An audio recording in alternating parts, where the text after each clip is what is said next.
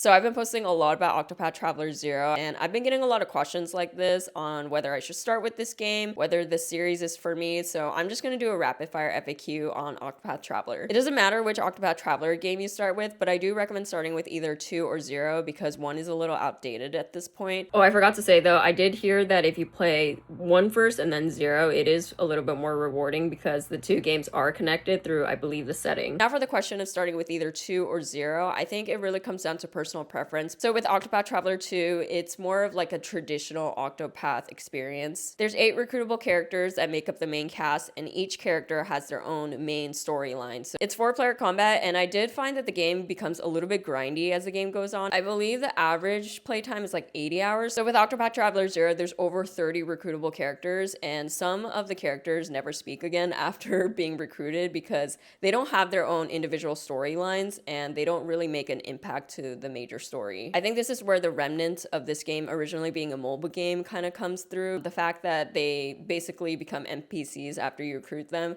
might bother some people. There's one major cohesive storyline that ties everything together that's led largely by a silent protagonist. There's some people in the cast that do have major storyline participation, but it's like 5 characters out of the 30 plus. It's 8-player combat over 4, and I honestly love this change. And I do think they fixed the grindiness of this game. I think that there's no issue with leveling. If you do have an issue with leveling, you can just fight the residents in a lot of the towns to level up. It's supposed to be a 100-hour JRPG, so it's a long one. And then of course 0 has town building, which is one of the more unique features added to this game. I'm gonna make a separate video talking about town building, but I just think it's really cool how it's actually really well integrated into your RPG adventure. Working on the town restoration is actually going to really greatly benefit your party, give you upgrades, give you resources. Yeah, this part is a fair criticism for 0. I think the story starts out pretty generic and doesn't start kind of picking up until like the 20 to 25 hour mark. It's pretty cliched JRPG storylines, but I think the gameplay is just so fun for me that it kind of makes up that part. I will say though, it is really dark. Like a lot of people die and a lot of